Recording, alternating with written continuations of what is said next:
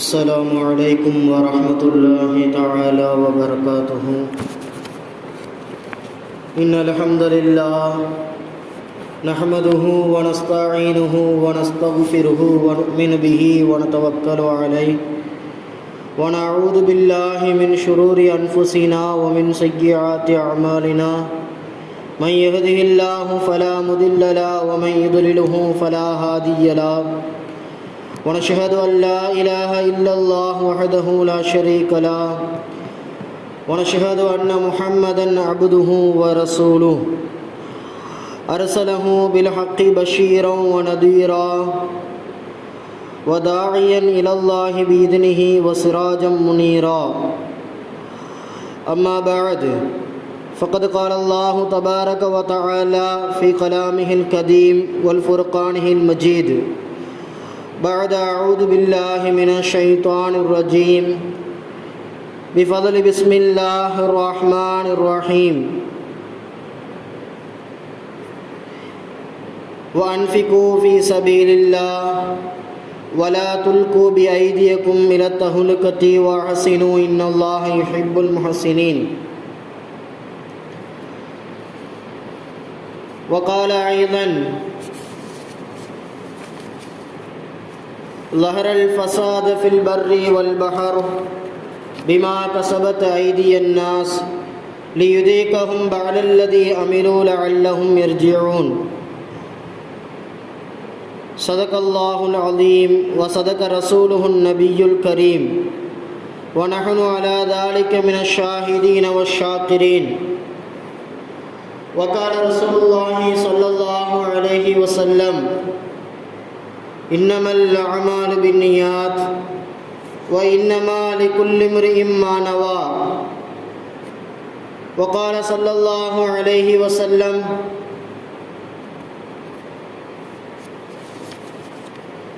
ومن أحياها فكأنما أحيا الناس جميعا أو كما قال صلى الله عليه وسلم. எல்லா புகழும் புகழ்ச்சியும் நம்மையெல்லாம் முஸ்லிம்களாக முஃமினாக படைத்து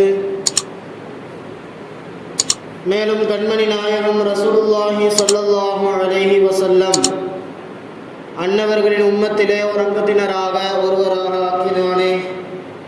அப்படிப்பட்ட அல்லாஹ்விற்கு அனைத்து புகழும் உண்டாகட்டுமாக. அல்ஹம்துலில்லாஹ் அல்ஹம்துலில்லாஹ்.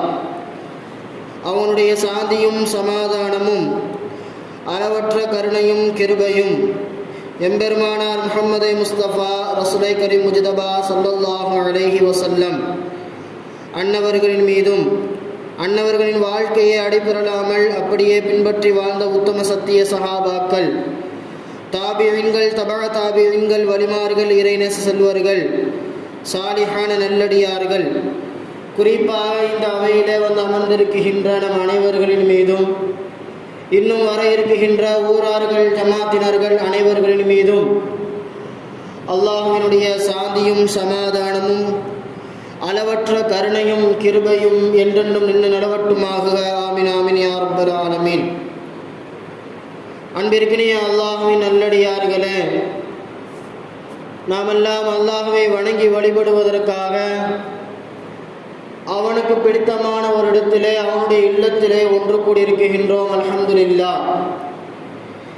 இதுபோல எல்லா நாட்களும் அவனை வணங்கி வழிபடுகின்ற நல்லடியார்களாகவும் அவன் எதையெல்லாம் செய்யும்படி நமக்கு ஏவிருக்கின்றானோ அனைத்து விதமான நற்காரியங்களை செய்கின்ற நல்லவர்களாகவும் அவன் எதையெல்லாம் விட்டும் தவிர்ந்திருக்கும்படி நமக்கு உத்தரவிட்டு இருக்கின்றானோ அனைத்து விதமான தீய காரியங்களிலிருந்தும் ஹராமான காரியங்களிலிருந்தும் தவிர்ந்தவர்களாகவும் இருக்குகின்ற பாக்கியத்தை வல்ல ரஹ்மான் உங்களுக்கும் எனக்கும் அருள் புரிவானாக. ஆமீன் ஆமீன் யா ரப்பல் ஆலமீன். அன்பிற்கினிய அல்லாஹ்வின் நல்லடியார்களே, சென்ற வாரத்திற்கு முன்பாய் கேரளாவிலே நிகழ்ந்த கோர சம்பவத்தினால்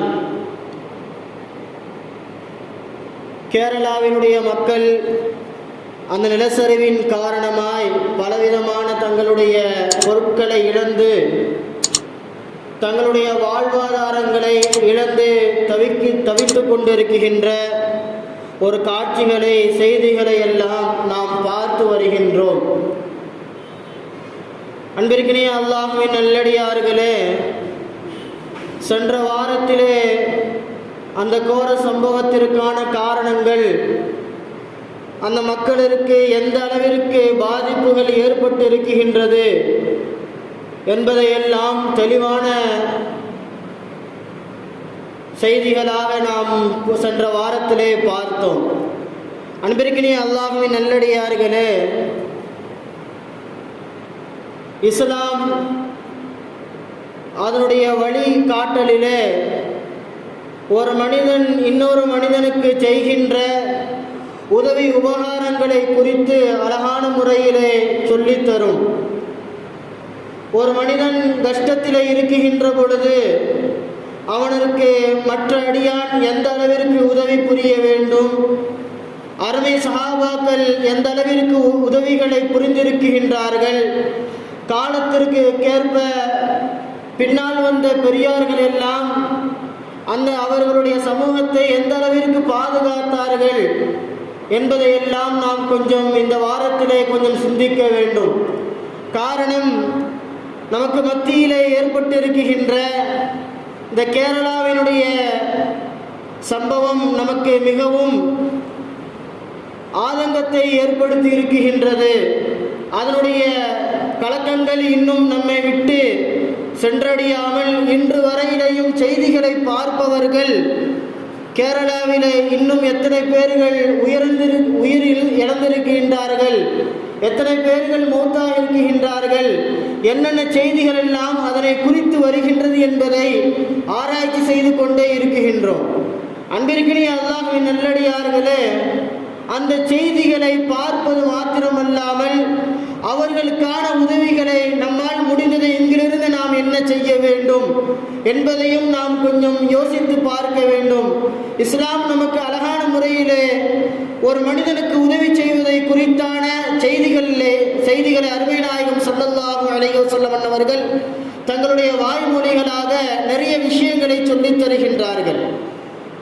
ஒரு சகோதரன், ஒரு முஸ்லிமான சகோதரன் நோய்வாய்ப்பட்டிருந்தால் அவனை போய் சந்திக்க வேண்டும், அவனுக்கு நோய் விசாரணை அவனிடத்தில் செய்ய வேண்டும் என்பதையெல்லாம் அருமை நாயகம் ஸல்லல்லாஹு அலைஹி வஸல்லம் அவர்கள் நமக்கு சொல்லித் தருகின்றார்கள்.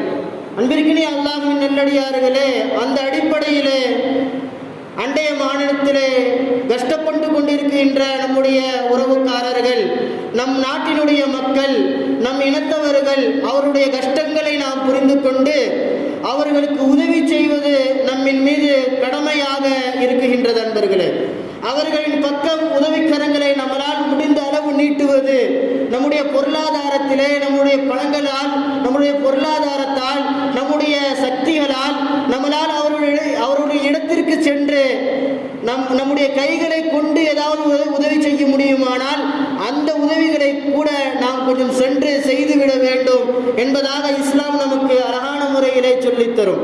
அல்லாஹ் தன்னுடைய திருமறையிலே அழகாக சொல்லுவான், நீங்கள் அல்லாஹ்வினுடைய பாதையிலே உங்களுடைய செல்வங்களை நீங்கள் செலவழியுங்கள் என்பதாக அல்லாஹு தஆலா தன்னுடைய திருமறையிலே சொல்லிவிட்டு சொல்லுவான், வலா தஹலுகு பி ஐதியக்கும் இலல் தஹலுகதி, உங்களுடைய கரங்களை வீணானதின் பக்கம், தீயதின் பக்கம் நீங்கள் போட்டுவிட வேண்டாம், உங்களுடைய கரங்களை அதனின் பக்கம் போட்டு நீங்கள் உங்களுடைய கைகளை அடித்துக் கொள்ள வேண்டாம் என்பதாக அல்லாஹ் தன்னுடைய திருமறையிலே அழகாக சொல்லுவான். சொல்லிவிட்டு சொல்லுவான், வஹ்சினு, நீங்கள் நன்மை செய்யுங்கள், இன்னல்லாஹ யுஹிப்புல் முஹ்சினீன், நன்மை செய்பவர்களை அல்லாஹ் விருப்பப்படுகின்றான் என்பதாக தன்னுடைய திருமறையிலே உதவி உபகாரம் செய்பவர்களை குறித்து அல்லாஹ் அழகாக பேசுவான். அன்பிற்கினிய அல்லாஹ்வின் நல்லடியார்களே, அல்லாஹ்வின் பாதையிலே அல்லாஹ் எந்தெந்த விஷயங்களுக்கெல்லாம் உதவி செய்யும்படி நமக்கு ஏவிருக்கின்றானோ அந்தந்த விஷயங்களிலே அவ்வப்போது நம்முடைய பொருளாதாரத்தை நாம் செலவழிக்க வேண்டும்.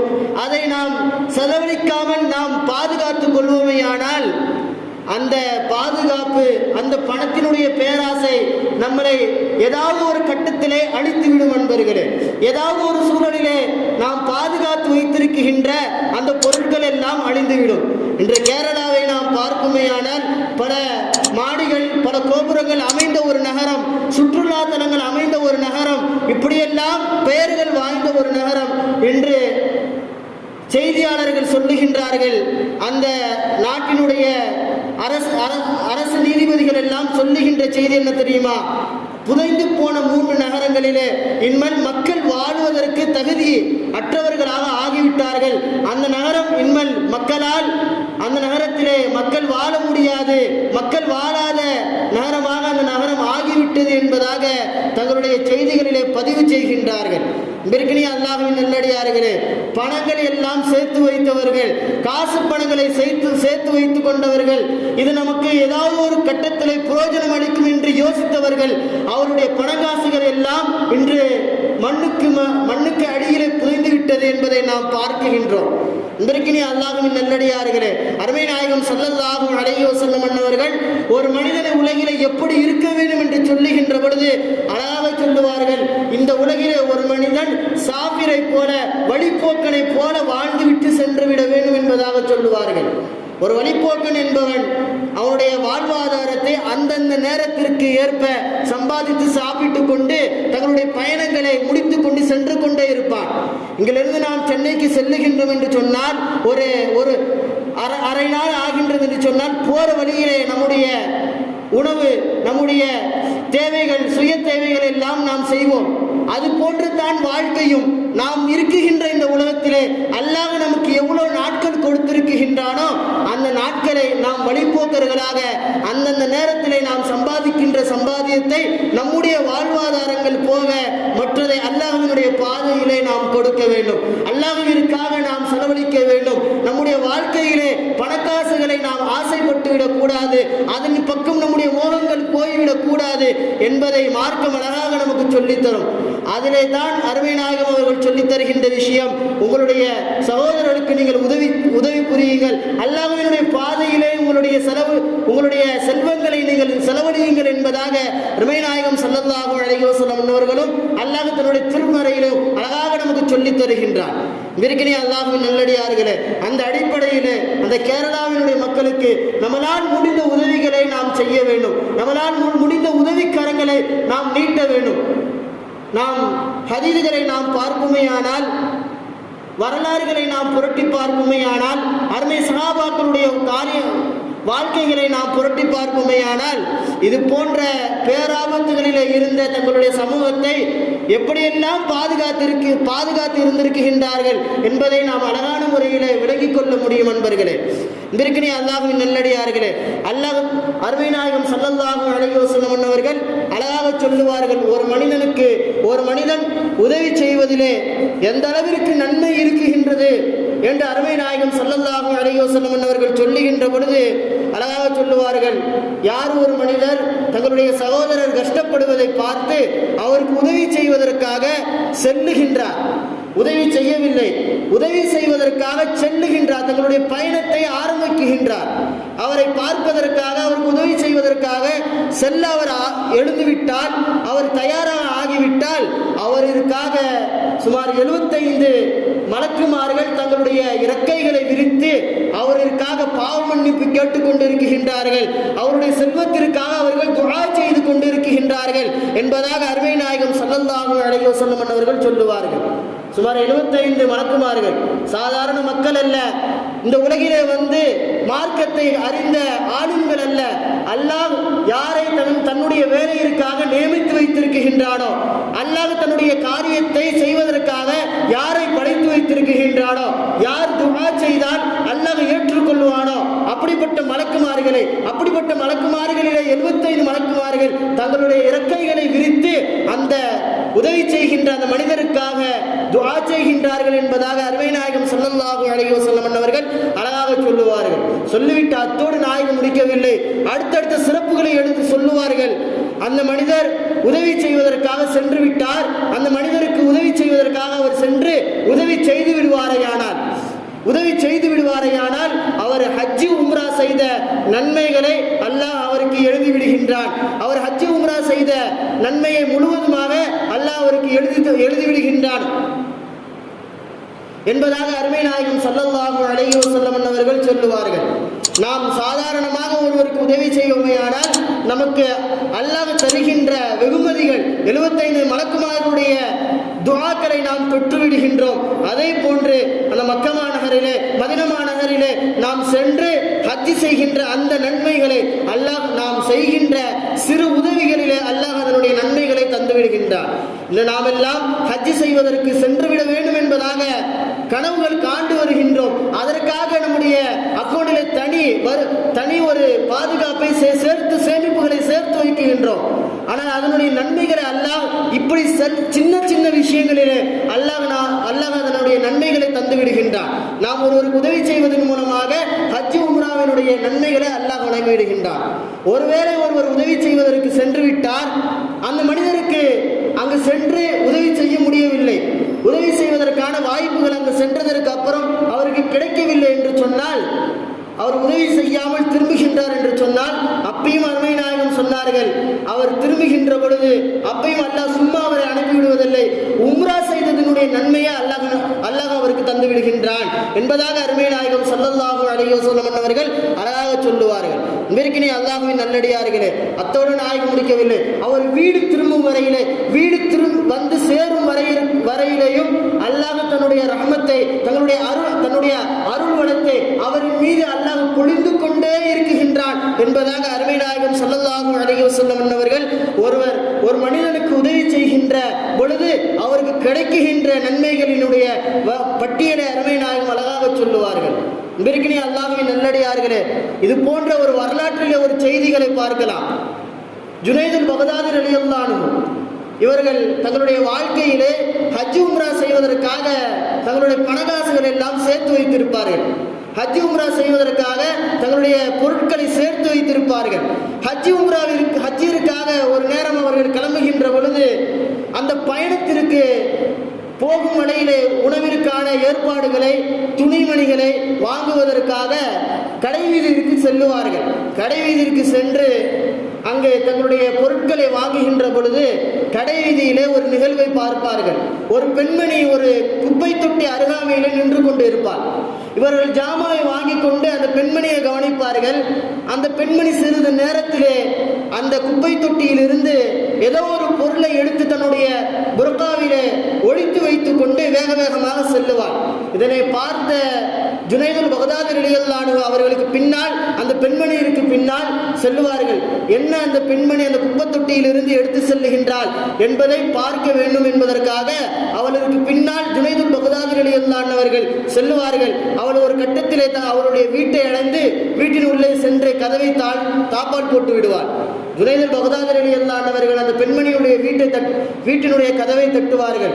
திறந்த பெண்மணி கேட்பார்கள், என்ன இங்கே வந்திருக்கின்றீர்களே என்ன என்பதாக கேட்கின்ற பொழுது ஜுனைதுல் பகதாதி ரலியல்லாஹு அன்ஹு அவர்கள் கேட்பார்கள், அந்த குப்பத்தொட்டியிலிருந்து நீ எதனை ஒழித்து எடுத்து வந்தாய், அதனை பற்றி எனக்கு கூறு என்பதாக சொல்லுகின்ற பொழுது அந்த பெண்மணி சொல்லுவார்கள், நான் எதையும் எடுத்து வரவில்லை, நான் சும்மா தான் நின்று கொண்டிருந்தேன், நான் வந்துவிட்டேன் என்பதாக சொல்லுகின்ற பொழுது ஜுனைதுல் பகதாதி ரலியல்லாஹு அன்ஹு அவர் நடந்த சம்பவத்தை நான் கவனித்துக் கொண்டிருந்தேன் என்பதாக சொல்லி விளக்கத்தை கேட்கின்ற பொழுது அந்த பெண்மணி சொல்லுவாள், எனக்கு 3 குழந்தைகள்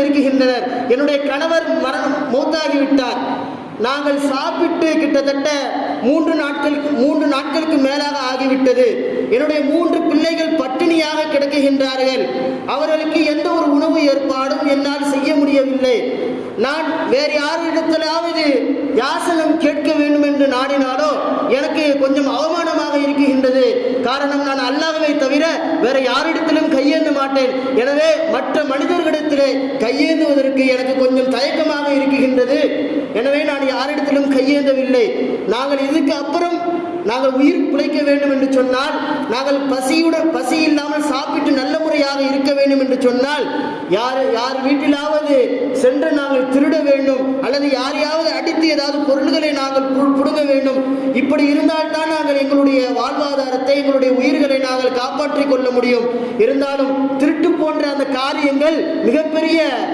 கெட்ட காரியமாக இருக்குகின்றது. எனவே அதை செய்வதற்கும் என்னுடைய மனம் முன்வரவில்லை என்பதாக சொல்லிவிட்டு அந்த பெண்மணி சொல்லுவாள், அந்த குப்பத்தொட்டியிலிருந்து இந்த செத்துப்போன கோழியை நான் எடுத்து வந்தேன் என்பதாக ஒரு 3 கோழிகளை எடுத்து ஜுனைதுல் பக்தாதி ரலியல்லாஹு அன்ஹு இடத்திலே அந்த பெண்மணி காட்டுவாள்.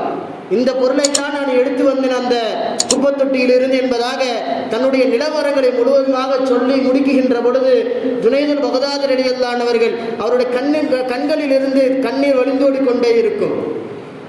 யோசிப்பார்கள், சிறிது நேரம் யோசித்துவிட்டு தாங்கள் வாங்கிய அந்த ஹஜ்ஜி செல்வதற்காக வாங்கிய அந்த பொருட்களை எல்லாம் அந்த பெண்மணியிடத்திலே உணவிற்காக கொடுத்துவிட்டு அந்த கோழியை தூக்கி எறிய சொல்லிவிடுவார்கள்.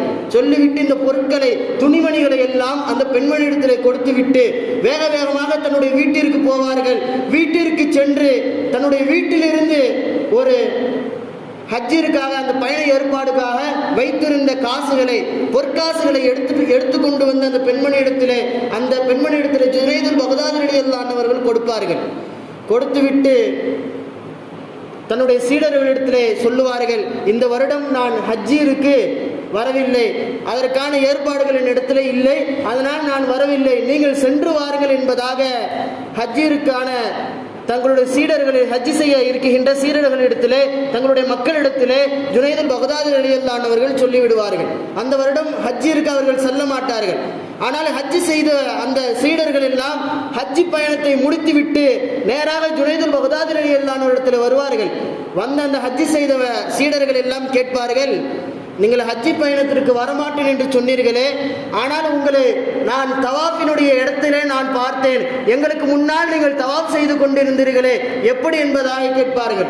அத்தோடு நிறுத்தாமல் கேட்பார்கள், நாங்கள் சஹி செய்து கொண்டிருக்கின்ற பொழுது எங்களுக்கு முன்னால் நீங்களும் சஹி செய்து கொண்டிருந்தீர்கள், நாங்கள் ஷைத்தானிற்கு கல்லெறிகின்ற பொழுது அங்கேயும் நீங்கள் ஷைத்தானிற்கு கல்லெறிந்தீர்கள், எப்படி இதுவெல்லாம் நீங்கள் செய்தீர்கள், ஹஜ்ஜிற்கு வரமாட்டேன்னு சொன்னீர்களே, எங்களுக்கு தெரியாமல் நீங்கள் வந்தீர்களா என்பதாக அந்த மக்கள் ஜுனைதுல் பக்தாதி ரலியல்லாஹு அன்ஹு இடத்திலே கேட்கின்ற பொழுது ஜுனைதுல் பக்தாதி ரலியல்லாஹு அன்ஹு அவர்கள் சொல்லுவார்கள், இந்த நடந்த செய்திகளை தங்களுடைய சீடர்களுக்கு சொல்லிவிட்டு அவர்கள் சொல்லுவார்கள், நான் இந்த ஹஜ்ஜிற்காக வைத்திருந்த அந்த பொருட்களை அந்த பெண்மணியிற்கு தானமாக அவருடைய வாழ்வாதாரத்திற்கு நான் அந்த பொருட்களை கொடுத்ததின் காரணமாய் அல்லாஹ் எனக்கு பதிலாக 100 மலக்குமார்களை ஹஜ்ஜிலே என்னுடைய தோற்றத்திலே அல்லாஹ் அனுப்பி வைத்தான். அந்த மலக்குமார்கள், அந்த 100 மலக்குமார்கள் என்னுடைய ஹஜ்ஜி உம்ராவை செய்தார்கள் என்பதாக தன்னுடைய சீடர்களுக்கு ஜுனைதுல் பக்தாதி ரலியல்லாஹு அன்ஹு அவர்கள் அறிவித்துக் கொடுப்பார்கள். அன்பிற்கினிய அல்லாஹ்வின் நல்லடியார்களே, இதுதான் அருமை நாயகம் சொல்லி தந்த செய்திகள். அன்பர்களே, நாம் ஒருவருக்கு உதவி செய்வோமேயானால் ஹஜ்ஜி உம்ராவினுடைய சிறப்புகளை அதனுடைய நன்மைகளை அல்லாஹ் வழங்கி விடுகின்றான். அதை வரலாற்றிலே பதிவு செய்தவர்கள் ஜுனைதுல் பக்தாதி ரலியல்லாஹு அன்ஹு அவர்கள். அன்பிற்கினிய அல்லாஹ்வின் நல்லடியார்களே, இன்று கேரளாவிலே மிகப்பெரிய துயரத்தில் இருக்கின்ற அந்த மக்களிற்கு நம்மளால் முடிந்த உதவிகளை நாம் செய்ய வேண்டும். செய்வதன் மூலமாக பல நன்மைகளை அல்லாஹு தஆலா நமக்கு வாரி வழங்குகின்றான். அருமை நாயகம் ஸல்லல்லாஹு அலைஹி வஸல்லம் இடத்திலே ஒரு சஹாபி வருவார்கள். ஒரு சஹாபி வந்து கேட்பார்கள், யா ரசூலல்லாஹ், எனக்கு ஒரு அமலை சொல்லித்தார்கள், அந்த அமலை நான்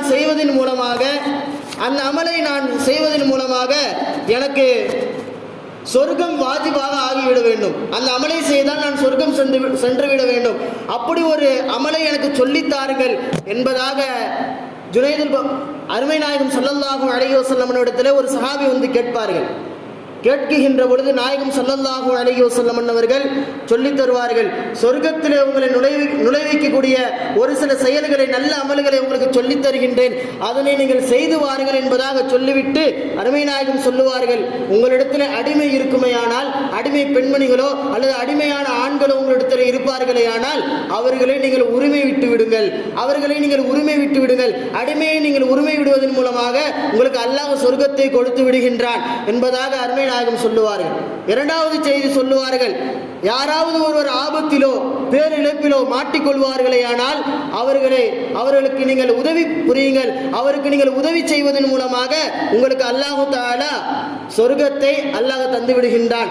ஆபத்திலே இருப்பவரை அந்த ஆபத்திலிருந்து நீங்கள் காப்பாற்றுவதன் மூலமாக உங்களுக்கு சொர்க்கம் கிடைத்து விடுகின்றது என்பதாக அருமை நாயகம் அவர்கள் சொல்லுவார்கள். மூன்றாவதாக சொல்லுவார்கள், யாராவது ஒரு அகதியாக உங்களிடத்தில் வருவாரையானால் அந்த அகதியை நீங்கள் ஆதரியுங்கள். யாராவது ஒருவர் உங்களிடத்தில் அகதியாக வந்து மாட்டிக்கொள்வாரையானால் அவரை நீங்கள் ஆதரியுங்கள். கைதியாக நீங்கள் பிடித்து வருவர்களை நீங்கள் ஆதரியுங்கள். அவருக்கான உதவிகளை நீங்கள் செய்யுங்கள் என்பதாக அருமை நாயகம் ஸல்லல்லாஹு அலைஹி வஸல்லம் அவர்கள் சொல்லிவிட்டு கடைசியாக சொல்லுவார்கள், இந்த 3 காரியமும் உங்களால் செய்ய முடியவில்லை என்று சொன்னால், யாராவது ஒருவர் உங்களுடைய வீட்டிற்கு உணவுக்காக வேண்டி கையேந்தி வருவார் அல்லவா, அந்த ஒருவருக்கு நீங்கள் உணவளியுங்கள். அந்த ஒருவருக்கு நீங்கள் உணவளிப்பதன் மூலமாக உங்களுக்கு சொர்க்கம் வாஜிபாகி விடுகின்றது. அவருடைய பசியை போக்குவதன் மூலமாக உங்களுக்கு சொர்க்கம் கிடைத்து விடுகின்றது என்பதாக அருமை நாயகம் ஸல்லல்லாஹு அலைஹி வஸல்லம் அவர்கள் சொர்க்கம் செல்வதற்கான அமலை குறித்து அந்த சஹாபியருக்கு அறிவிப்பார்கள். விருக்கினி அல்லாஹ்வின் நல்லடியார்களே, நாம் இந்த கேரளாவிற்காக செய்கின்ற உதவிகள் கிட்டத்தட்ட இதைவிட மேலானது. எந்த அளவிற்கு அவர்கள் தங்களுடைய வாழ்வாதாரத்தை இழந்திருக்கின்றார்கள், தங்களுடைய பண காசுகளை இழந்திருக்கின்றார்கள், தங்களுடைய வீடுகளை இழந்திருக்கின்றார்கள், தங்களுடைய சொந்த பந்தங்களை இழந்திருக்கின்றார்கள். யாரிடத்திலும் அக்கம் பக்கத்திலே உதவிகள் கூட கேட்க முடியாத ஒரு சூழ்நிலையிலே இருக்குகின்ற அந்த மக்கள், அவர்களுக்காக நாம் இங்கிருந்து அனுப்புகின்ற ஏதாவது ஒரு பொருள் அவர்களுக்கு சேர்ந்து அவர்கள் அன்றைய ஒரு நாள் அவர்களுக்கு வாழ்வாதாரமாக இந்த பணகாசு ஆகிவிட்டது என்று சொன்னால், இது போன்ற நன்மைகளை நாம் அடைந்துவிட முடியும். அன்பர்களே, அன்பிற்கினே அல்லாஹ்வின் நல்லடியார்களே, அந்த கேரள மக்களிற்கு நம்மளால் முடிந்த உதவிகளை நாம் செய்ய வேண்டும். உதவி புரிவதிலே அருமை நாயகம் ஸல்லல்லாஹு அலைஹி வஸல்லம் அவர்கள் தங்களுடைய சஹாபாக்களுக்கு நிறைய விஷயங்களை சொல்லி தந்திருக்கின்றார்கள். நான் சொன்ன விஷயங்கள் எல்லாம் மிகவும் கம்மியானது. நாம் கொஞ்சம் ஹதீதுகளை ஆராய்ச்சி செய்வோமேயானால் உதவி செய்வதில் எந்த அளவிற்கு நன்மைகள் இருக்குகின்றது என்று நாம் பார்ப்போமேயானால் நிறைய விஷயங்களை அருமை நாயகம் அவர்கள் தங்களுடைய ஹதீதிலே பதிவு செய்கின்றார்கள். இதற்கினே அல்லாஹ்வின் நல்லடியார்களே, நம்மளால் முடிந்த உதவிகளை அந்த கேரள மக்களிற்கு தங்களால் முடிந்த உதவிக்கரமாக நீட்டுங்கள். அந்த உதவி அவருடைய வாழ்வாதாரத்தின் மூலமாக அவர்களுக்கு ஒரு பிரயோஜனமாக ஆகிவிடும். அந்த உதவி செய்வதன் மூலமாக நம்முடைய மறுமையினுடைய வாழ்க்கை அழகான வாழ்க்கையாக நாம் சொர்க்கம் செல்லக்கூடிய நல்லடியார்களுடைய லிஸ்டிலே நாமும் ஆகிவிட முடியும். அன்பிற்கினே அல்லாஹ்வின் நல்லடியார்களே, அந்த மக்களிற்கு உதவி செய்கின்ற நல்ல வாய்ப்பை வல்ல ரஹ்மான் உங்களுக்கும் எனக்கும் அருள் புரிவானாக. வாஹிரு தஅவானா அனில் ஹம்துலில்லாஹி ரப்பில் ஆலமீன். அஸ்ஸலாமு அலைக்கும் வரஹ்மத்துல்லாஹி தஆலா வபரகாத்துஹு.